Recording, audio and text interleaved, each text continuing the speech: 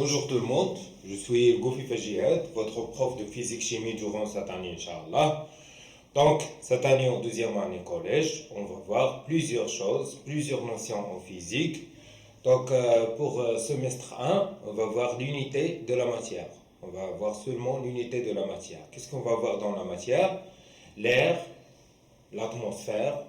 Qu'est-ce que ça veut dire l'atmosphère? Elle est constituée de quoi, l'atmosphère? Après, on va voir la matière, elle est constituée de quoi? Les molécules, les atomes. Quelle est la différence entre un atome et une molécule? La molécule, elle est constituée de quoi? D'accord? Comment symboliser un atome et comment symboliser une molécule? Après, on va voir aussi les réactions chimiques, la notion d'une réaction chimique, les lois au cours d'une réaction chimique, la conservation de la masse, la conservation des atomes, on va voir plusieurs choses, d'accord? Et finalement, on va étudier la combustion de plusieurs matériaux comme le butane, le carbone, et on va étudier ces réactions chimiques. Après, on passe à la deuxième unité, c'est l'unité de la lumière. La lumière, c'est quoi? On va interpréter et expliquer plusieurs phénomènes comme l'éclipse lunaire, l'éclipse du soleil, plusieurs phénomènes, les lentilles, quelle est la différence entre les lentilles, les types des lentilles. Et finalement, on va voir l'unité de l'électricité. Et on va voir le courant alternatif. C'est quoi le courant alternatif? Et quelle est la différence entre le courant alternatif et le courant continu? Et on va étudier le courant alternatif en détail, d'accord? Mais aujourd'hui, on commence par le chapitre 1, c'est l'air qui nous entoure. Dans ce chapitre, on va voir les couches de l'atmosphère et ses caractéristiques.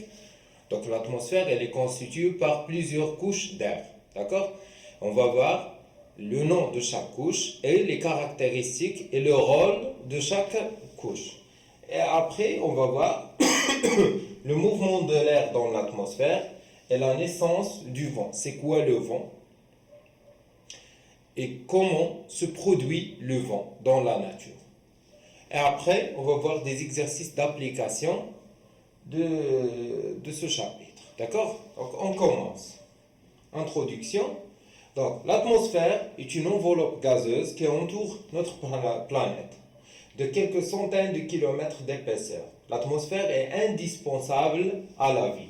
Donc, l'atmosphère, c'est l'air. C'est l'air qui existe sur Terre. Et l'air qui existe sur Terre, c'est une enveloppe de la Terre. C'est une enveloppe qui est autour de la Terre. D'accord? Il est indispensable à la vie parce que nous respirons de l'air, nous respirons le dioxygène qui est un composant de l'air.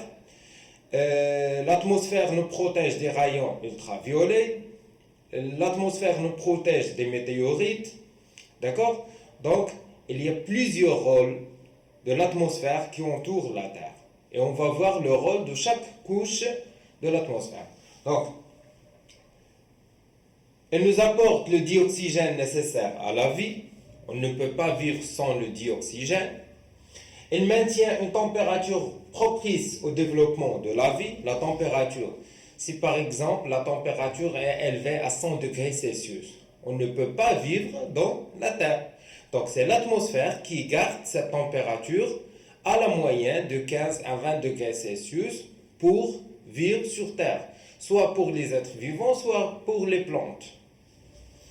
Et la couche d'ozone présente en haute altitude forme un écran qui absorbe les rayons solaires dangereux, mais laisse passer les rayons nécessaires à la vie. Donc, on va voir les couches de l'atmosphère. Donc l'atmosphère, elle est composée de 4 couches essentielles. On peut dire 5, mais on va voir. Donc, la première couche où nous vivons maintenant, où je suis maintenant, où nous respirons maintenant, c'est la troposphère. La troposphère, c'est la couche inférieure, c'est la couche qui est en contact avec la Terre. Donc voilà, l'épaisseur de cette couche, c'est de 0 à 12 km et parfois 15 km. D'accord? Donc la première couche, c'est la troposphère. la troposphère. Voilà la troposphère. C'est la couche où nous vivons. La deuxième couche, c'est la stratosphère. La stratosphère, c'est de 12 à 50 km. Et la troisième couche, c'est la mésosphère. Voilà la mésosphère. C'est de 50 km à 80 km. C'est la troisième couche. Et finalement, on trouve la thermosphère et l'exosphère. La thermosphère et l'exosphère sont les couches extérieures de l'atmosphère et ne contiennent pas de l'air, mais sont nécessaires à la vie sur Terre. Donc maintenant, on va voir les propriétés et les caractéristiques de chaque couche. On commence par la première, Léa, c'est la troposphère, la couche du troposphère.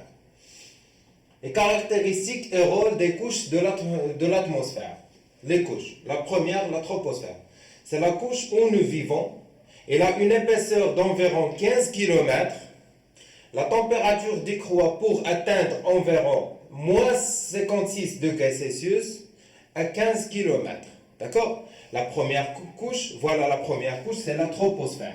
C'est la couche où nous vivons. C'est la couche où il y a les phénomènes météorologiques. Qu'est-ce que ça veut dire les phénomènes météorologiques? C'est-à-dire les précipitations, les éclairs, les tonnerres, le vent, d'accord? Les nuages. Tout ça dans la première couche, c'est la troposphère. L'épaisseur de cette couche, c'est à peu près 15 km.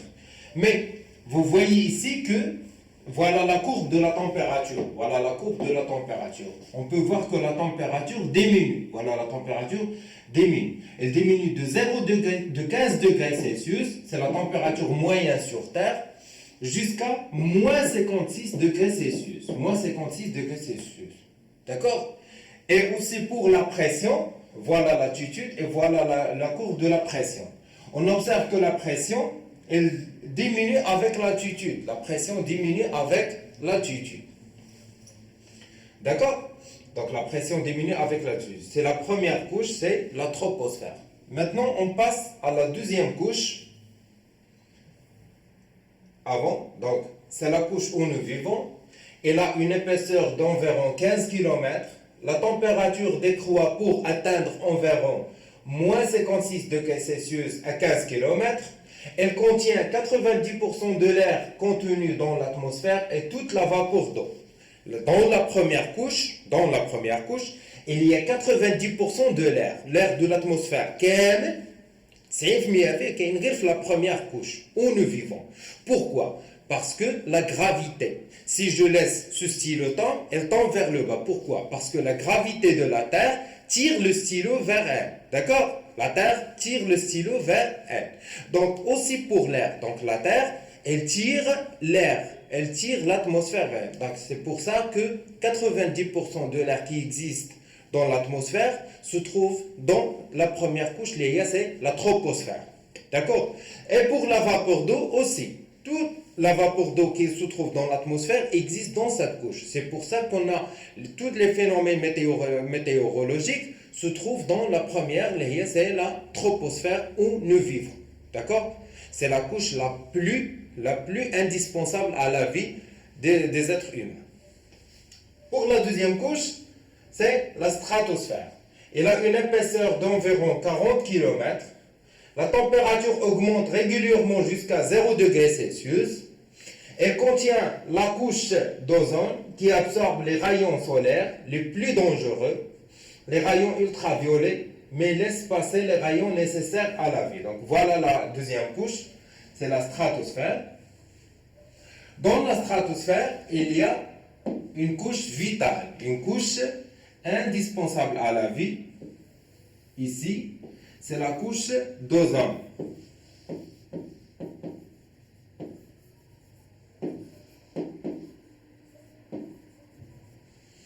Dans cette couche, il y a un gaz qu'on appelle l'ozone. Quel est le rôle de cette couche? Cette couche absorbe les rayons dangereux et laisse passer seulement les rayons nécessaires à la vie des êtres humains et des plantes. Et puisque cette couche absorbe les rayons dangereux, automatiquement la température augmente. La température du stratosphère augmente. D'accord? car elle reçoit de la chaleur. Cette couche reçoit de la chaleur. Puisqu'elle reçoit de la chaleur, sa température augmente. Mais elle augmente de moins 56 degrés Celsius à 0 degrés Celsius. À 0 degrés Celsius. D'accord? Donc, la stratosphère, elle contient la couche d'ozone. C'est une couche très, très, très importante pour la vie sur Terre. Bien. Maintenant, on passe à la troisième couche, c'est la mésosphère. Il a une épaisseur d'environ 35 km. Il faut apprendre ses propriétés pour chaque couche. Il faut les apprendre par cœur. C'est la couche la plus froide de l'atmosphère. La température diminue jusqu'à moins 90 degrés Celsius. Elle protège la Terre de la chute des météorites provenant de l'espace. Donc, au niveau de cette couche, où les météorites brûlent parce qu'ils contiennent une quantité, même si une faible quantité de dioxygène, mais elle contient le dioxygène. Et puisque le météorite entre dans l'atmosphère avec une vitesse très grande, ces météorites brûlent au niveau de cette couche pour ne pas atteindre la Terre et les êtres vivants sur Terre, bien sûr. D'accord? Donc cette couche, c'est la couche la plus froide, car la température diminue de 0 degré Celsius à moins 90 degrés Celsius. Moins 90 degrés Celsius. Donc c'est une couche très très froide. D'accord? Et bien sûr, maintenant, on a la dernière couche, c'est la thermosphère et l'exosphère. Ce sont deux couches similaires, identiques, d'accord? La thermosphère et l'exosphère. Dans ces couches, les températures sont très élevées. Les températures sont très élevées. Pourquoi? Parce que ces couches sont les couches extérieures de l'atmosphère, sont en contact directement avec les rayons issus du soleil. D'accord? Sont très élevées, elles peuvent atteindre plus de 500 degrés Celsius. 500 degrés Celsius. Elles réfléchissent les ondes radio, donc ces deux couches, la couche de thermosphère ou l'exosphère, elles réfléchissent les ondes radio qui arrivent sur Terre. Les satellites d'observation évoluent dans la thermosphère et dans l'exosphère, c'est-à-dire les satellites utilisés dans la Terre, soit pour la télévision, soit pour l'espionnage, les vaisseaux spatiaux, tous ces appareils évoluent dans la couche du thermosphère. Donc voilà les quatre couches de l'atmosphère. Dernière chose pour la pression. Donc on a déjà parlé de la pression l'année dernière. Donc pour la pression, c'est quoi la pression? La pression, c'est une force exercée par l'air sur les objets, sur Terre. Par exemple, moi je suis là, donc je suis en contact avec l'air. Et l'air exerce une force sur le prof. Donc l'air exerce une pression, c'est la pression atmosphérique. Et puisqu'on monte vers le haut, la quantité d'air diminue, donc la pression atmosphérique diminue. La pression atmosphérique diminue avec l'altitude. Au niveau de la mer, c'est-à-dire à zéro, l'altitude zéro, la valeur de la pression atmosphérique, c'est à peu près 1013 hectopascales.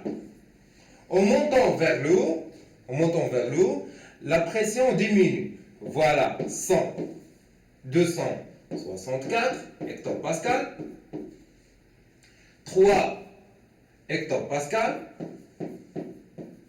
10 à la puissance moins 2, c'est-à-dire 0,01 hectopascal, et ici 10 à la puissance moins 5 hectopascal.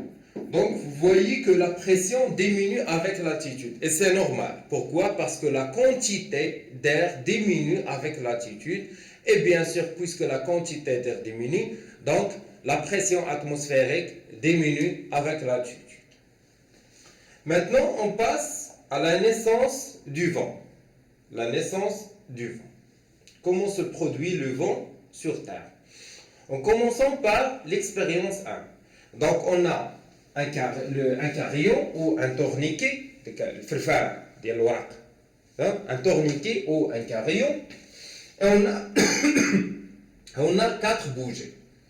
Donc, si on allume les bougies, on observe que le carillon tourne. Elle tourne dans un sens. D'accord? Elle tourne dans un sens. Pourquoi? On va expliquer pourquoi. Donc, quand on allume les bougies, l'air commence à chauffer. Et lorsque l'air est chaud, elle devient plus léger et elle monte vers le haut. Ce mouvement d'air crée un courant d'air qui fait tourner le carillon. D'accord? Si on allume les bougies, donc l'air qui existe ici, l'air ici, commence à chauffer. Donc, il devient très chaud. Et s'il devient très chaud, donc, il devient très léger. Et s'il devient très léger, elle monte vers le haut. Elle monte vers le haut. Parce que sa masse volumique diminue. Et puisque sa masse volumique diminue, donc, elle monte vers le haut. Et puisqu'il monte vers le haut, le tourniquet commence à tourner, ou le carillon commence à tourner. D'accord? Donc, si on chauffe de l'air, l'air monte vers le haut. Pourquoi elle monte vers le haut? Parce qu'il devient très léger, kirfaf. Pourquoi kirfaf? Car sa masse volumique diminue. Et si sa masse volumique diminue, elle monte vers le haut. Elle monte vers le haut, donc le tourniquet commence à tourner. D'accord? Maintenant, on passe à la deuxième expérience. On a deux canettes, deux boîtes. D'accord? On souffle entre ces deux boîtes. Ces deux boîtes sont vides pour qu'elles soient très légères. D'accord? On souffle entre ces deux boîtes. Si on souffle entre ces deux boîtes, on observe que les deux boîtes elles se rapprochent l'une de l'autre. D'accord? Pourquoi? On va expliquer pourquoi. Pourquoi si on souffle entre les deux boîtes, elles commencent à se rapprocher l'une de l'autre. Parce que lorsqu'on souffle entre les deux, lorsqu'on souffle entre ces deux, donc l'air diminue, la quantité d'air entre les deux boîtes diminue. Et puisque cette quantité d'air diminue, on a créé une zone de basse pression. On a créé une zone de basse pression. Et ici, à l'extérieur des boîtiers, il y a toujours la pression normale. Donc, cette pression pousse les deux boîtes pour se rapprocher l'une de l'autre. Pour se rapprocher l'une de l'autre. Car c'est une zone de basse pression. Et ici, c'est une zone de haute pression. C'est une zone de haute pression. Et voilà le résultat. Donc, les deux boîtes se rapprochent l'une de l'autre. Bien. Donc, pourquoi les deux boîtes se rapprochent-ils l'une de l'autre? Quel type de mouvement de l'air cette expérience met-il en évidence? Dans l'expérience 1, on a vu que l'air monte vers le haut. Donc, c'est un mouvement vertical de l'air. Maintenant, on a un mouvement horizontal, les boîtiers horizontalement, comme ça. Donc, quel type de mouvement de l'air? C'est le mouvement horizontal de l'air. Explication. Donc, voilà l'explication. Les soufflements entre les deux boîtes créent une zone de basse pression entre elles, ce qui provoque un rapprochement des boîtes l'une de l'autre, sous l'effet d'un mouvement horizontal de l'air, c'est-à-dire un mouvement horizontal, haraka ufuqiyya. L'air, le mouvement de l'air, c'est comme ça, dans cette direction. Le mouvement de l'air, c'est dans cette direction. Dans la première expérience, l'air au mouvement vertical. Ici, l'air au mouvement horizontal. D'accord? Donc, on va utiliser ces deux résultats pour expliquer la naissance du vent. D'accord? La naissance du vent. Donc, je vais expliquer après, on va lire ça. D'accord? Donc, ici, on a une zone de basse température. Et ici, on a une zone de haute température. Une zone de basse température. Puisqu'on a une basse température, donc l'air est très froid. Est très froid. Donc la température est très basse. Et puisque la température est très basse, bien sûr, l'air descend vers le bas. Elle descend vers le bas car elle devient très lourd par rapport à l'air chaud. D'accord?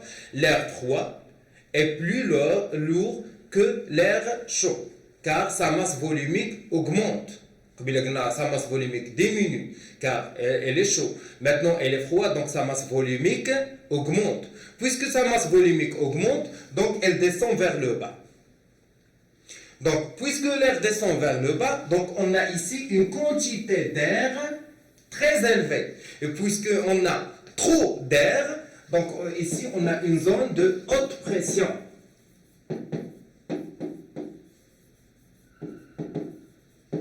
D'accord? Une zone de haute pression. Et ici, on a une zone de haute température. La zone de haute température, l'air est chaud. Puisque l'air est chaud, sa masse volumique diminue et elle monte vers le haut. Ici, l'air monte vers le haut. Ici, l'air descend vers le bas. Donc, puisque l'air monte vers le haut, la quantité d'air dans cette zone diminue. Donc, on a une zone de basse pression. Pourquoi une zone de basse pression? Car la quantité d'air diminue. Puisque la quantité d'air diminue, donc on a la pression diminue. Donc c'est une zone de basse pression. Zone de basse pression ici.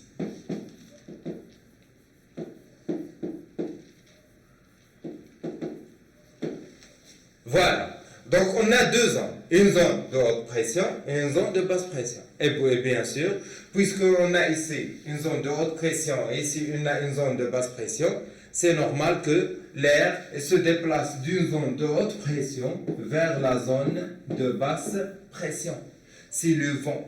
Ce mouvement horizontal de l'air, c'est ce qu'on appelle le vent. Donc le vent, c'est le mouvement horizontal de l'air d'une zone de haute pression à une zone de basse pression. Bien. Résumé. Si la température augmente dans une zone, alors son air s'échauffe. Il devient léger. Celui-ci se dirige vers le haut. Par conséquent, la pression de cette zone diminue. On dit qu'on a dépression. On le symbolise par la lettre D majuscule. C'est une zone de basse pression. Quand la température diminue, l'air se refroidit, puis elle descend et par conséquent se forme une zone de haute pression. C'est un anticyclone A. La différence de pression entre deux zones provoque un mouvement horizontal de l'air d'une zone de haute pression vers une autre de basse pression. Et ce mouvement d'air s'appelle le vent. D'accord? C'est ce qu'on a expliqué maintenant. Le mouvement de l'air dans l'atmosphère est naissance du vent. Donc voilà qu'on a expliqué. Voilà une zone de dépression, c'est-à-dire que c'est une zone chaude où on a une basse pression. Et voilà une zone froide où on a une haute pression. Donc l'air se déplace de la zone de haute pression vers la zone de basse pression. Et voilà, donc on se retrouve dans la deuxième séance des exercices. À très bientôt.